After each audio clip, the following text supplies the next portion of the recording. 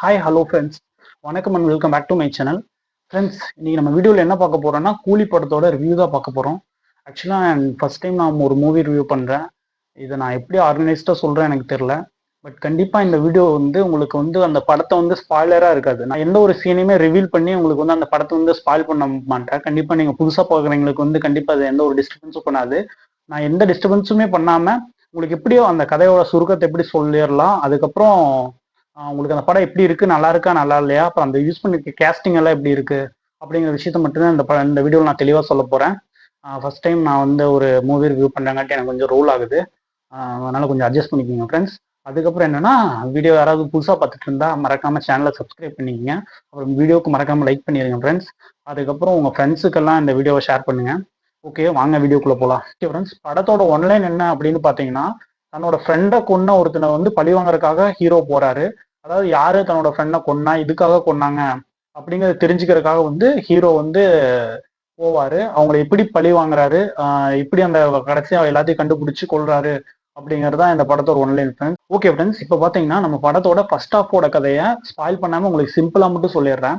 என்னன்னு பாத்தீங்கன்னா, ஹீரோவோட ஃப்ரெண்டு ஃபர்ஸ்ட் ஹாஃப்ல வந்து பாத்தீங்கன்னா ரஜினியோட ஃப்ரெண்டை வந்து ஒருத்தங்க கொண்டுறாங்க. அதனால வந்து ரஜினி வந்து ஒரு வில்லன் கேங்ல சேரது மட்டும்தான் ஃபர்ஸ்ட் ஹாஃப். செகண்ட் ஹாஃப் பொறுத்த வரைக்கும் பாத்தீங்கன்னா அவங்களை எப்படி மொத்தமா கண்டுபிடிச்சிட்டாங்க, அவங்க வந்து அதை எப்படி கொள்றாங்க அப்படிங்கறத செகண்ட் ஹாஃபா இருக்கு போகுது. ஹீரோ ஏன்னா நம்ம ரஜினிகாந்த் தான். அவரோட ஃப்ரெண்டு வந்து சத்யராஜ். அவர் வந்து இந்த படத்துல பாத்தீங்கன்னா ஒரு சயின்டிஸ்டா இருக்காரு. அவரு பாத்தீங்கன்னா அவருக்கு வந்து ஒரு கவர்மெண்ட் ஜாப்ல இருக்காரு. ஆனா வந்து அவருக்கு வந்து கொஞ்சம் பினான்சியலா ஸ்ட்ரகிள் பண்ணிட்டு இருக்காரு. அந்த டைம்ல வந்து அவர் என்ன பண்றாருன்னா, ஓகே தானே வந்து ஒரு விஷயத்த வந்து கண்டுபிடிச்சு அதை வந்து கவர்மெண்ட்டை வந்து காப்பிரைட் வாங்கி அது மூலியமா பணம் சம்பாதிக்கலாம் அப்படிங்கறதுக்காக வந்து அவர் ஒரு விஷயத்த வந்து கண்டுபிடிக்கிறார் ஃப்ரெண்ட்ஸ் அவரே. பட் வந்து அதை கவர்மெண்ட் கிட்ட காப்பிரைட்டுக்காக எடுத்துட்டு போகும்போது கவர்மெண்ட்ல இருக்கீங்க என்ன சொல்றாங்கன்னா, இது வந்து ஒரு நல்ல விஷயமா இருந்தாலுமே இது வந்து ஒரு கெட்டவங்க கைக்கு போச்சுன்னா இது கண்டிப்பா வந்து நிறைய கெட்ட விஷயங்களுக்காக அவங்க யூஸ் பண்ணிடுவாங்க அப்படின்னு சொல்லிட்டு இதை வந்து அந்த இடத்துல அவங்க ரிஜெக்ட் பண்ணிடுறாங்க. பட் சத்யராஜ் வந்து இந்த மாதிரி ஒரு விஷயத்த கண்டுபிடிச்சிருக்காரு அப்படிங்கிற விஷயம் வந்து பாத்தீங்கன்னா வில்லன் கேங்குக்கு வந்து தெரிஞ்சிருக்கு ஃப்ரெண்ட்ஸ். அதனால என்ன பண்றாங்கன்னா, வில்லன் கேங்கு சத்யராஜை வந்து மிரட்டி, ஏன்னா சத்யராஜ் வந்து ஒரு 3 பொண்ணுங்க இருக்காங்க, அவங்கள வந்து ஃபேமிலியை வந்து கொன்றுவோம் அப்படின்னு சொல்லி மிரட்டி அவங்களுக்கு கீழே வந்து சத்யராஜ் வந்து வேலை செய்ய வைக்கிறாங்க. பட் அதுக்காக பணம் ஃபினான்ஷியல் ஹெல்ப்பும் பண்றாங்க. அதனால அவருக்கு பணம் கிடைக்குது அப்படிங்கிற விஷயத்துக்காக சத்யராஜ் வந்து இந்த வேலைக்கு வாங்க ஒத்துக்கிறாரு. ஓகே ஃப்ரெண்ட்ஸ், இங்க பிரச்சனை என்ன ஆகுதுன்னா, சத்யராஜுக்கு வந்து அந்த கேங்ல வந்து தெரியக்கூடாத ஒரு விஷயம் வந்து தெரிஞ்சிருது. அதனால வந்து அந்த வில்லன் கேங்ல இருக்க ஒருத்தர் வந்து சத்யராஜ் வந்து கொண்டுறாங்க ஃப்ரெண்ட்ஸ். சத்யராஜ கொன்ன விஷயம் ரஜினிக்கு தெரிஞ்சதையுமே ரஜினி வந்து எப்படி அவரோட வில்லன் கேங்ல ஜாயின் பண்ணி அந்த மெயின் வில்லன் யாரு அப்படின்னு கண்டுபிடிக்கிறதா ஃப்ரெண்ட்ஸ் உங்களோட ஃபர்ஸ்ட் ஹாஃபா இருக்கும் படத்துல. சத்யராஜ் யாரு அந்த மாதிரி அது வந்து கொஞ்சம் தான் இன்ட்ரோடக்ஷன் கொடுத்துருக்கேன். நீங்க வந்து இதுலயே வந்து படம் வந்து நான் ரொம்ப சொல்லிட்டேன்னு நீங்க நினைக்காதீங்க. இதுக்கு மேல படம் நிறைய இருக்கு. இது வந்து படத்தோட ஒரு சின்ன சுருக்கம் தான். இங்க இருந்து தான் படம் வந்து ஸ்டார்ட் ஆகுது. ஓகே ஃப்ரெண்ட்ஸ், இப்போ நான் வந்து படத்தோட செகண்ட் ஹாஃபுக்கு வருவோம். செகண்ட் ஹாஃப் பொறுத்த வரைக்கும் நீங்க பாத்தீங்கன்னா படம் ஃபுல்லாவே ட்விஸ்ட் அண்ட் டர்ன்ஸ் நிறையாவே இருக்கு ஃப்ரெண்ட்ஸ். நீங்க எதிர்பார்க்காத விஷயம் நிறையாவே படத்துல இருக்கு. பட் நான் எதையுமே ரிவீல் பண்ண விரும்பல. நீங்க படத்தை போய் தேட்டர்ல பாருங்க, அப்பதான் உங்களுக்கு கண்டிப்பா அது இன்ட்ரெஸ்டிங்கா இருக்கும். பட் நீங்க எதிர்பார்க்காத விஷயம் நிறையாவே இருக்கு படத்துல.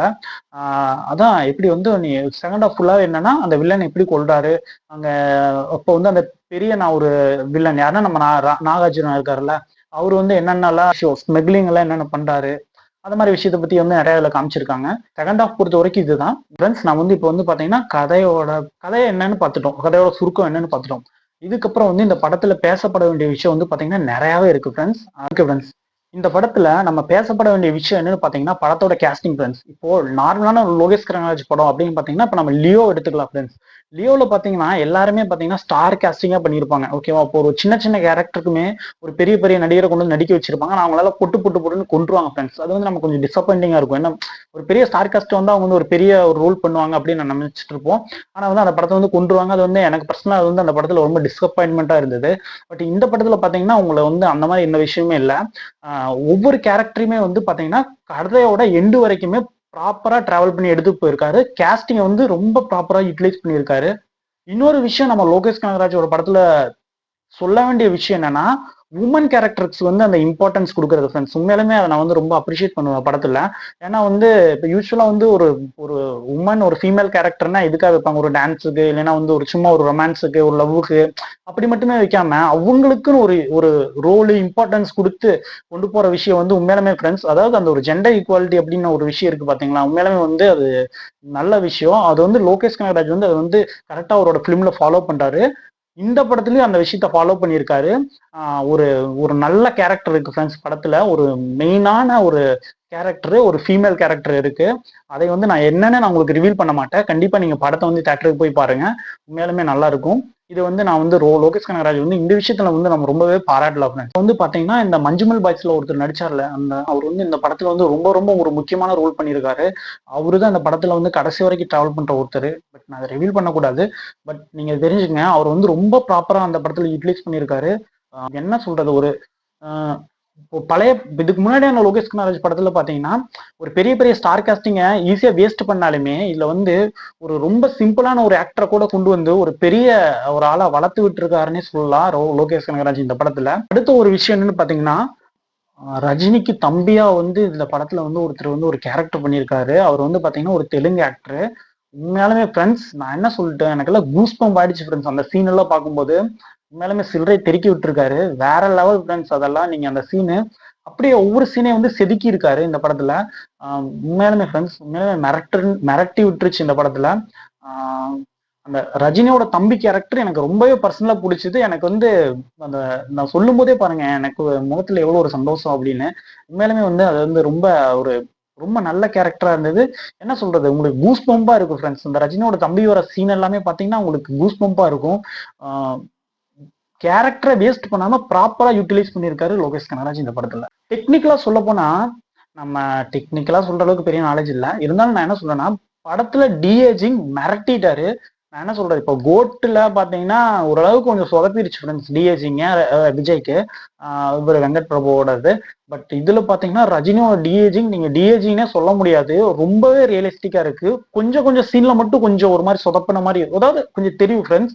பட் இருந்தாலுமே நீங்க வந்து ஒரு ஒரு 80s 90sல பார்த்த ரஜினிகாந்த் தான் நீங்க அப்படியே படத்துல பார்க்கலாம். அதாவது ஒரு சின்ன சின்ன ஷார்ட்ல காமிச்ச மாதிரி இல்ல, ஒரு பெரிய சீனே வச்சிருக்காங்க. உங்களுக்கு உண்மையிலுமே நல்லா இருக்கும் ஃப்ரெண்ட்ஸ். அந்த டிஏஜிங் டிபார்ட்மெண்ட் வந்து உண்மையிலுமே சிறப்பா பண்ணியிருக்காங்க படத்துல வந்து. அவங்க உண்மையிலுமே நல்லா பண்ணியிருக்காங்க படத்துல. டிஏஜிங்கை பொறுத்த வரைக்கும் வேற லெவல் ஃப்ரெண்ட்ஸ். ரஜினி வந்து ஒரு 90sல இருந்த ரஜினி, ஒரு 80sல இருந்த ரஜினிகாந்த் தான் பார்க்கணும் அப்படின்னு யாராவது பாத்தீங்கன்னா கண்டிப்பா நீங்க இந்த படத்துல போய் பார்க்கலாம். ஓகே ஃப்ரெண்ட்ஸ், நம்ம வந்து படத்தோட கேஸ்டிங்கை பார்த்தாச்சு, கதத்தோட சுருக்கத்தை பார்த்தாச்சு. அடுத்து வந்து மியூசிக்கை பொறுத்த வரைக்கும் பாத்தீங்கன்னா அனிருத் ரெகுலராகவே அனிருத்தோட மியூசிக் எல்லாம் நல்லா இருக்கும். பட் இருந்தாலுமே எனக்கு வந்து இந்த இந்த படத்துல வந்து அந்த பாட்டு பவர் ஹவுஸ் பாட்டெல்லாம் பாத்தீங்கன்னா நான் ஒரு ஒரு ஒரு கொஞ்சம் 10 நாளைக்கு முன்னாடி இருந்து நான் ரொம்ப கேட்க ஆரம்பிச்சேங்காட்டி எனக்கு வந்து அந்த பாட்டு வந்து ரொம்ப போர் அடிச்சிருச்சு. பட் படத்தோட பார்க்கும்போது பாத்தீங்கன்னா திருப்பி ஒரு கூஸ் பம்ப் கொடுத்து தூக்கி விட்டுருச்சுன்னே சொல்லலாம் ஃப்ரெண்ட்ஸ். உண்மையாலுமே வேற லெவல்ல இருக்கு. அந்த பவர் ஹவுஸ் பாட்டெல்லாம் உண்மையாலுமே மிரட்டி விட்டுருச்சு ஃப்ரெண்ட்ஸ் படத்துல, வேற லெவலு. அப்புறம் மோனிகா சாங் எல்லாம் உண்மையாலுமே உங்களுக்கு பாத்தீங்கன்னா வேற லெவல்ல இருக்கும். அதுவுமே உண்மையாலுமே சூப்பரா இருக்கு ஃப்ரெண்ட்ஸ். ஓகே ஃப்ரெண்ட்ஸ், இப்போ வந்து படத்துல வந்து பிடிக்காத விஷயம் அப்படின்னு நான் எதுவுமே சொல்ல முடியாது ஃப்ரெண்ட்ஸ். ஆனா வந்து ஜென்ரலா நான் வந்து இப்போ ஃபிலிம் மேக்கர்ஸ்க்கு வந்து நான் வந்து ஒரு விஷயத்த சொல்ல நினைக்கிறேன். அது வந்து சரியா தவறா எனக்கு தெரியல ஃப்ரெண்ட்ஸ். படத்துல பாத்தீங்கன்னா அந்த ஸ்மோக் பண்றது, சரக்கடிக்கிறது, இந்த மாதிரி விஷயங்களை வந்து ரொம்பவே அந்த வில்லன் பாயிண்ட் ஆஃப் வியூல பாத்தீங்கன்னா வில்லன் வந்து ஆல்ரெடி ஸ்மோக் பண்ணிட்டே இருக்கிறது, சரக்கடிச்சுட்டே இருக்கிறது, இது வந்து உண்மையிலுமே பார்த்தா கொஞ்சம் கெத்தா இருக்கு ஃப்ரெண்ட்ஸ். உண்மையிலுமே ஒரு வில்லன் அப்படிங்கிற ஒரு விஷயத்துக்கு கெத்தா இருக்கு. ஆனா நீங்க வந்து பர்சனலாவே நீங்க ஒரு விஷயத்த யோசிச்சு பாருங்களேன். இப்போ வந்து நம்ம வந்து ஒரு அடல்ட்டா இருக்கோம், இப்போ வந்து அதை பார்க்கும்போது வந்து நமக்கே அந்த மாதிரி ஒரு விஷயத்த ட்ரை பண்ணி பார்க்கணும் அப்படிங்கிறது வந்து தோணிரும் ஃப்ரெண்ட்ஸ். அப்போ வந்து இது வந்து என்ன சொல்றது, அவரோட படத்தோட மோட்டிவ் வந்து பாத்தீங்கன்னா உங்களுக்கு வந்து யாருமே ட்ரக் அந்த மாதிரி விஷயத்த வந்து யூஸ் பண்ணக்கூடாது அப்படின்னு இருந்தாலுமே அந்த வந்து கேரக்டர் வந்து எப்படி அந்த யூஸ் பண்றாங்க, அவங்க வந்து இவ்வளவு மாசா ஹைப் பண்ணி காமிக்கிறது வந்து ஆஹ் அது வந்து கொஞ்சம் தவறான விஷயமா எனக்கு படுது. இது வந்து நான் பர்சனலா சொல்றேன். இது வந்து நான் அந்த கூலி படத்துக்காக நான் சொல்ல வர எல்லா படத்துக்காகவுமே சொல்றேன். என்னன்னா வந்து இப்ப நீங்க பர்சனலாவே யோசிச்சு பாருங்களேன். இப்ப யாராவது ஒருத்தாரு எப்பவுமே ஸ்மோக் பண்ணிட்டு எப்பவுமே சரக்கடிச்சுட்டே இருக்க ஒரு ஆள்னால ஒரு தெளிவான யோசனை இருக்குமா அவருக்கு? வந்து இப்போ வந்து ஒரு வில்லன் வந்து ஒரு பவர்ஃபுல்லான கேரக்டர் ஃப்ரெண்ட்ஸ். அவர் வந்து எப்படி ஒரு தெளிவா வந்து அவங்க வந்து யோசிக்க முடியும்?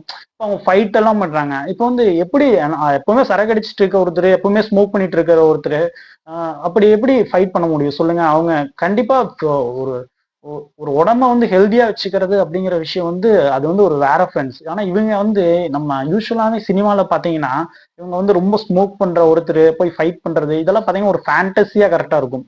பட் வந்து அதை வந்து ஆடியன்ஸ் எப்படி எடுத்துக்கிறாங்க அப்படிங்கிற ஒரு விஷயம் வந்து ரொம்பவே இம்பார்ட்டான விஷயம். நான் வந்து உங்களுக்கு பர்சனலா என்ன சொல்றேன்னா கண்டிப்பா அதெல்லாம் உண்மை கிடையாது. நீங்க யாராவது அப்படி பார்த்து உங்களுக்கு இன்ஸ்பயர் ஆகி அதெல்லாம் ட்ரை பண்ணிடாதீங்க.